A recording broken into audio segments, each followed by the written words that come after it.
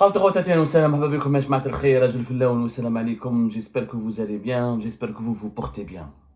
Rappelez-vous, le 9 juin, le 6 juin dernier, de cela une semaine, on s'est posé la question suivante. Que s'est-il passé à Rome? Que s'est-il passé à Rome? Et on vous a promis que nous allons enquêter pour tenter de trouver les réponses à cette question. Cette question est devenue obsédante depuis que l'affaire du lieutenant-colonel Marouane a éclaté au grand jour. Cette affaire qui suscite beaucoup de rumeurs, beaucoup de fake news et de désinformation et de manipulation, comme dans tout scandale politico-judiciaire ou politique en Algérie qui ne fait pas l'objet d'un traitement transparent de la part des autorités algériennes. Cette affaire qui concerne, rappelez-vous, comme nous l'avons évoqué, le 6 juin dernier et quelques jours auparavant, le 5 juin dernier, lorsque nous avons fait des révélations détaillées sur ce haut gradé des services secrets algériens qui a décidé de déserter, de prendre la fuite et d'abandonner son poste en prenant avec lui bagages et famille. Il s'agit quand même du chef du bureau de sécurité de l'ambassade d'Algérie à Rome. C'est l'un des officiers des services secrets les plus influents, les plus respectés, les plus appréciés, puisque selon nos investigations, comme on l'avait révélé à l'époque, il était promis à bénéficier d'une nouvelle promotion, d'une future promotion, puisque de Rome, il était attendu ici à Paris comme chef du bureau de sécurité. On a rappelé ce que c'était le chef de bureau de sécurité. Brièvement, le chef de bureau de sécurité, c'est un officier des services secrets algériens, de la direction de la documentation de la sécurité extérieure, les services de renseignement extérieur algérien. Et le bureau de sécurité, il a un rôle stratégique dans les ambassades d'Algérie, dans les pays avec lesquels l'Algérie a des intérêts stratégiques. Il surveille l'appareil diplomatique et le personnel diplomatique algérien déployé sur place. Il contrôle tous les dossiers de coopération bilatérale. Il surveille, s'assure de la coopération avec les services de sécurité, notamment les services secrets du pays hôte. Il fait des enquêtes et surveille la diaspora algérienne établie dans ce pays-là. Et il s'assure de la protection et des enquêtes sur les intérêts algériens dans toutes les opérations de coopération bilatérale avec ce pays-là. Le bureau de sécurité d'une ambassade, il est encore plus important que l'ambassadeur lui-même. C'est un ambassadeur bis. L'Italie n'est pas n'importe quel pays. C'est pour ça que la fuite du lieutenant-colonel Marouane a suscité pas mal de controverses et de rumeurs. À Algérie Part, nous n'aimons pas la rumeur, nous aimons l'enquête, nous aimons la vérité. À Algérie Part, nous n'appartenons à aucun clan, nous n'appartenons à aucun lobby. Notre objectif premier n'est pas d'attaquer les uns ou de salir les autres et d'informer nos compatriotes en leur fournissant une information fiable et crédible. On a parlé du lieutenant-colonel Marouane et on s'est dit comment on a raconté son parcours. On a expliqué qu'il était le guide de la famille Tebboune, que les enfants de Tebboune, que les petits-enfants de Tebboune, que la famille Tebboune passait toutes ses vacances depuis 2022 en Italie. Que c'était le seul pays européen qui était autorisé par le président Abdelmadjid Tebboune, ses proches et ses enfants et les membres de sa famille, ils étaient autorisés par Abdelmadjid Tebboune à passer leurs vacances uniquement en Italie parce que c'est un pays jugé sûr et fiable et avec lequel les relations politiques étaient extrêmement amicales avec l'Algérie. C'est-à-dire les autorités algériennes, l'État algérien entretenait des relations extrêmement amicales avec l'Italie. La visite d'Abdelmadjid Tebboune en Italie en témoigne, les accords de coopération, la participation d'Abdelmadjid Tebboune au G7 de l'Italie récemment, les bonnes relations entre Tebboune et Giorgia Meloni, la leader, l'équivalent de la première ministre en Italie. Donc tout ça, vous savez très bien qu'entre l'Italie et l'Algérie, il y a une sorte de lune de miel. Il y a une sorte de lune de miel qui dure et qui même suscite la jalousie de certains d'autres pays, comme le savent très bien certains dirigeants algériens.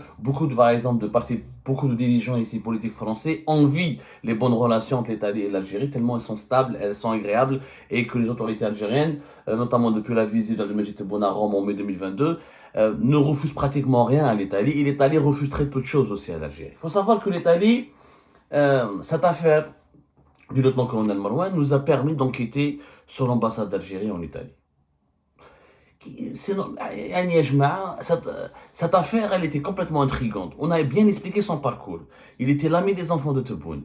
Il était l'ami du général Sadek, le patron de la DGDSE, la DDSE, le service secret algérien, le service de renseignement extérieur. Il était parrainé par Boualem Boualem et Amirouche Hamadesh, le secrétaire particulier de Tebboune, et son chef de cabinet. C'est-à-dire que le lieutenant-colonel Marouane était proche de la famille, du chef de cabinet, du secrétaire particulier. Son bilan était jugé satisfaisant. Il était à Rome depuis octobre 2020. Il a pris la fuite. C'est-à-dire qu'il m'a dit c'est un ami à eux, il a pris peur. Alors, Ma'adraka, que pourrait-il arriver aux détracteurs du système ou aux détracteurs des gens puissants en Algérie?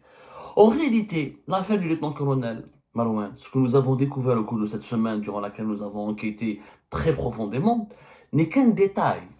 Je dirais même qu'elle est en train de devenir un détail superflu. Parce que cette affaire, elle est liée à un autre personnage qui a totalement disparu des radars. Et ce personnage est au cœur de mille et un complots.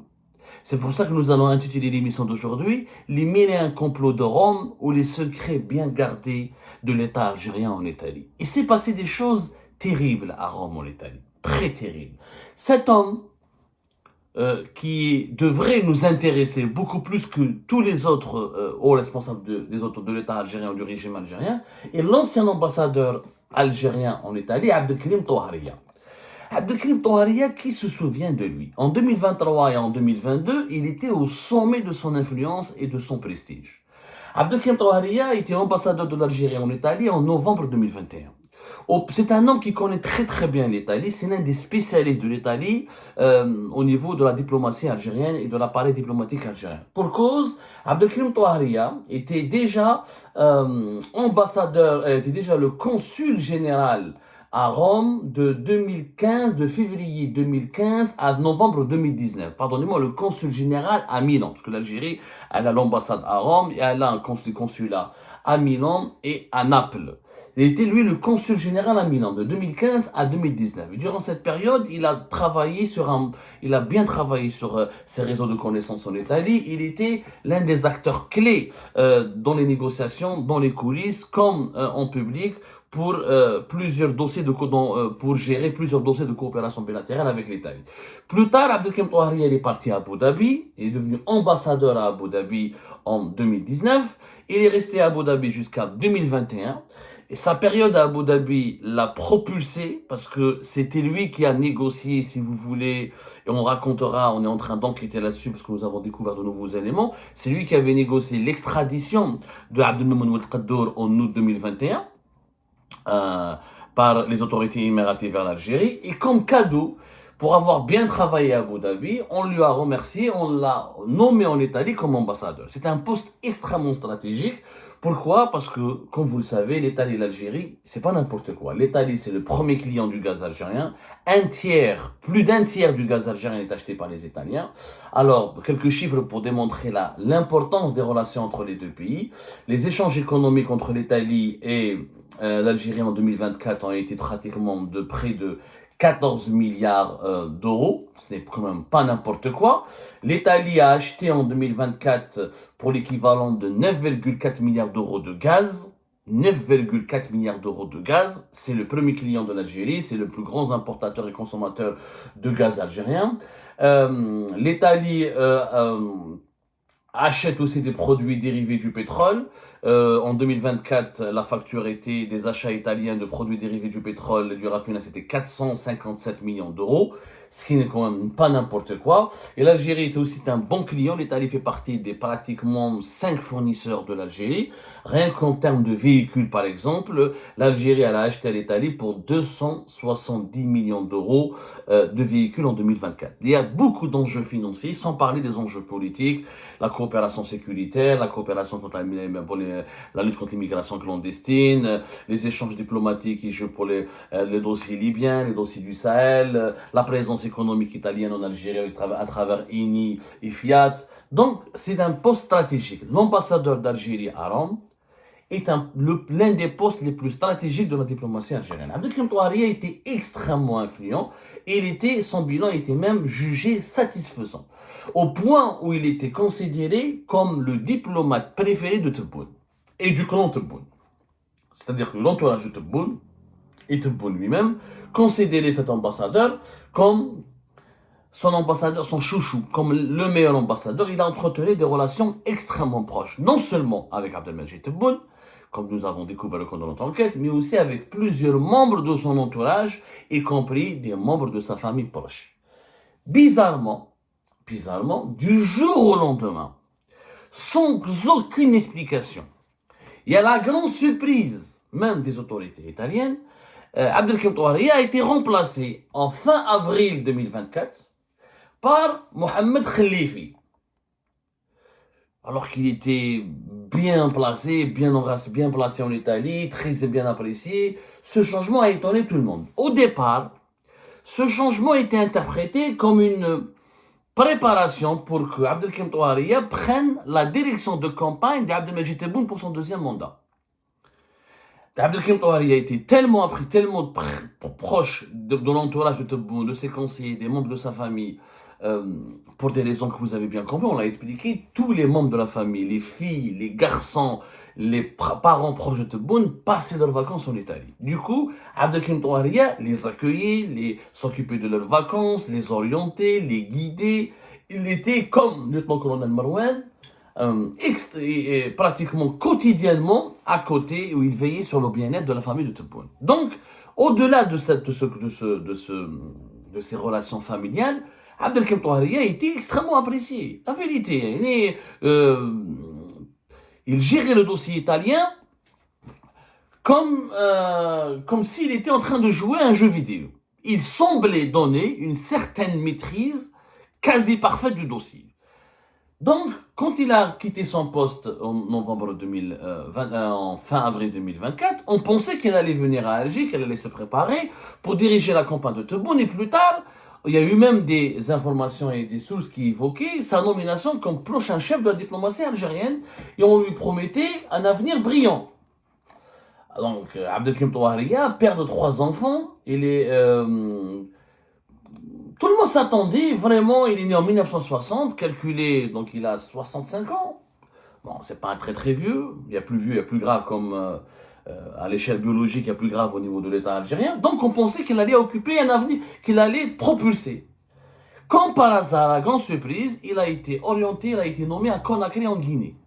Alors même la Guinée, en Conakry, avec tout le respect, bon, la Guinée-Conakry, c'est un pays que j'aime beaucoup, j'ai visité Conakry, je connais bien Conakry, mais voilà, c'est pas une destination prestigieuse, malheureusement, pour un diplomate algérien, qui était à Rome. S'il avait changé de Rome à Paris, ou la Rome Washington, Moscou, Londres, on pourrait se dire, effectivement, il est toujours influent, il est toujours important au sein de l'appareil diplomatique. Mais quand il est parti à Conakry, c'est une sorte de déchéance.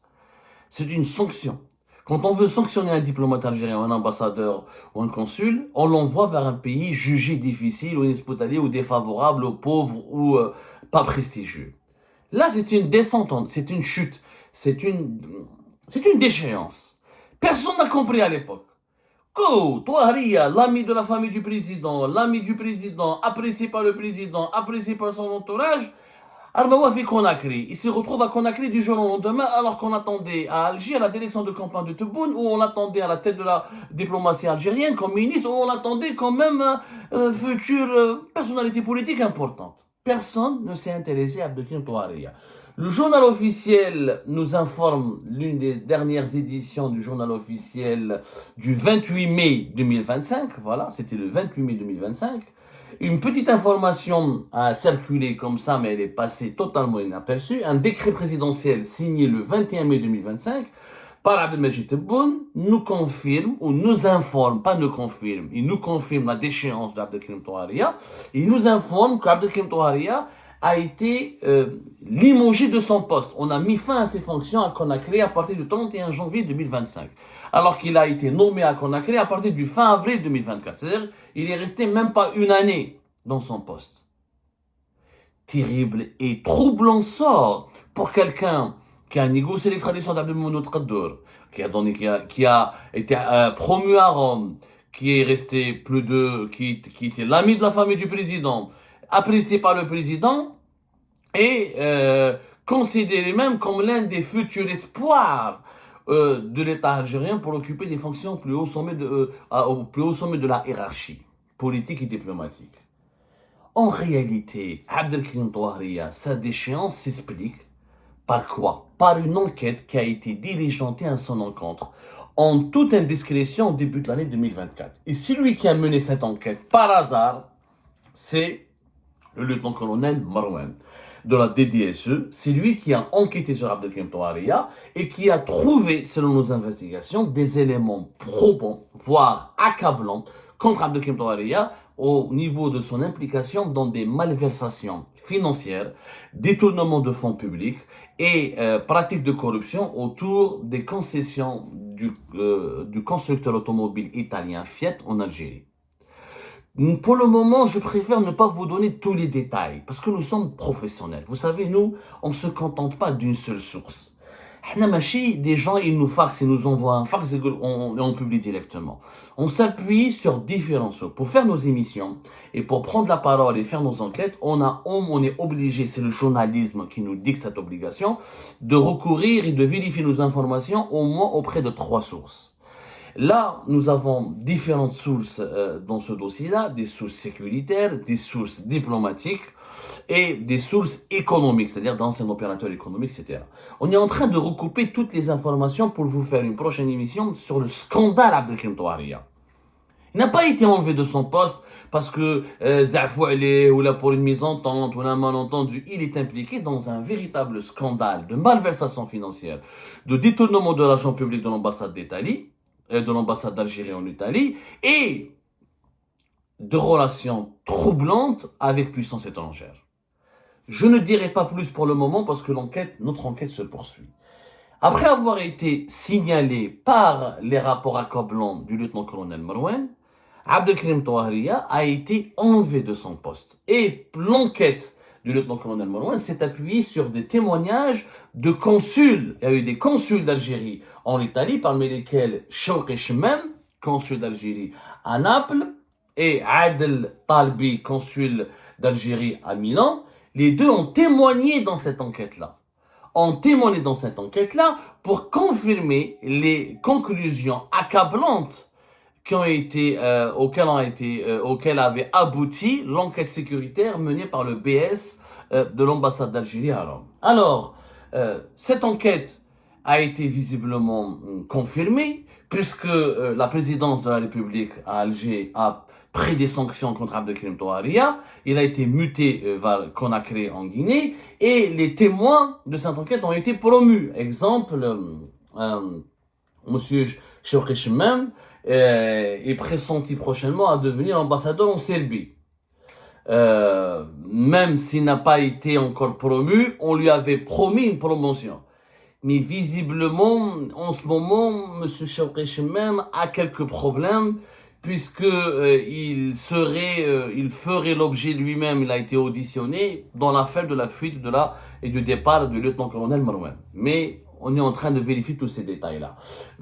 Un autre témoin c'est une femme qui s'appelle Myriam Gender, qui était chargée d'affaires à l'ambassade d'Algérie à Rome, et qui a témoigné, qui a fourni des informations démontrant l'implication de Abdelkrim Touahria, qui était à l'époque le protégé de la présidence algérienne et l'ambassadeur chouchou du président de la République Abdelmajid Tebboune. Et Madame Myriam Gender a été promue consul général à Rome juste après son témoignage. Donc, ce qui confirme que l'enquête du BS, du Bureau de sécurité de l'ambassade d'Algérie à Rome, a été validée, puisque les principaux témoins ont été promus. Donc, l'enquête n'était pas fausse. Même le lieutenant-colonel Marouane, juste après l'affaire d'Abdelkrim Touahria, il a été remercié, encouragé, et devait être promu chef du bureau de sécurité à Paris. Je préfère m'arrêter là maintenant et faire un commentaire, parce que nous avons d'autres détails à vous communiquer dans un prochain épisode. Vous savez, nos enquêtes, on fait un feuilleton parce que vous ne pouvez pas digérer tout ce que nous avons pu confirmer comme information en un seul épisode. Il est très important pour nous de faire de la pédagogie et que vous puissiez digérer tout ce qu'on vous raconte pour que vous puissiez vous forger votre propre opinion. Maintenant, l'intrigue, c'est que, puisque l'enquête du lieutenant-colonel Marouane était vraie, et que Abdelkrim Touahria, il a été limogé. Il a été enlevé de Rome, placé à Conakry. De Conakry, même pas une année, on a mis fin à ses fonctions. Et selon nos informations, il est aujourd'hui en Hollande. Il est pratiquement dans une situation troublante, ni à la retraite. On ne sait pas s'il a été admis. Il n'a pas été admis à la retraite. On a mis fin à ses fonctions. On l'a pas rappelé. Il attend qu'on tranche sur son sort. Est-ce qu'il va y avoir une enquête judiciaire? Est-ce qu'on va enquêter sur lui? Selon nos informations, la justice ne s'est pas emparée de son dossier. Eh ben attendez, il y a une enquête sécuritaire contre lui, qui a été confirmée parce qu'il a été enlevé de son poste. Les témoins dans son affaire ont été promus. Ils ont pris des postes importants, donc ils ont été remerciés. L'officier qui était en charge de cette enquête a été remercié, on lui a promis un poste. Mais Abdelkrim Touahria, maintenant, circule en toute liberté en Hollande. Alors qu'on parle de malversation financière, on parle de relations opaques avec des entités étrangères, et on parle de détournement d'argent public à l'ambassade d'Algérie à Rome. Pourquoi on n'a pas voulu judiciariser cette affaire? Pourquoi on n'a pas été convoqué par la justice? Pourquoi on n'a pas soumis à une enquête judiciaire? Parce que selon nos investigations, dans l'affaire Abdelkrim Touahria, il y avait des complices. Et parmi ces complices, il y a des poids lourds. Je préfère ne pas donner des noms, parce que si je donne des noms, je vous assure, quand je donne des noms, l'Algérie. Ce sont des noms dont l'évocation pourrait provoquer un scandale au plus haut sommet de l'État.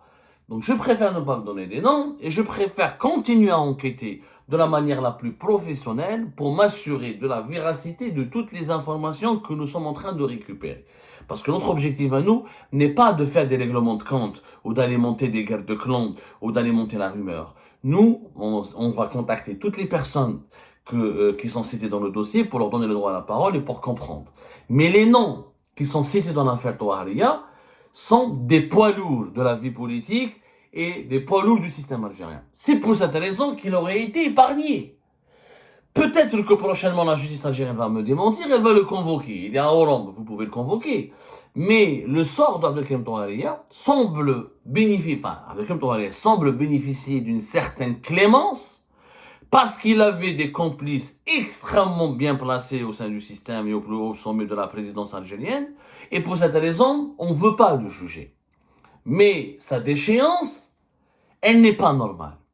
Et ce qui n'est pas encore normal, c'est la fuite. Quand on apprend tous ces éléments-là, à la fin, vous allez me poser une question qui est légitime. Abdou, mais il a fait une enquête qui a été confirmée. La personne qui a fait l'objet de cette enquête, Abdelkrim Touahria, a été sanctionnée. Ensuite, elle a été limogée du corps diplomatique parce qu'il est sans poste. Donc pourquoi il a pris la fuite? Pour quelle raison il a pris la fuite? L'intrigue devient encore plus inquiétante, plus troublante. En réalité, ce qui s'est passé à Rome, on n'est pas au bout de nos surprises. C'est pour ça que nous avons intitulé cette émission « Les mines et un complot ». Parce que l'affaire Abdelkrim Touahria, il y a des éléments très graves.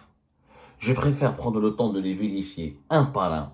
Et dans le prochain épisode, on vous racontera comment une autre personne a fait les frais d'une intervention en faveur de M. Abdelkrim Touahria. To be continued, à suivre.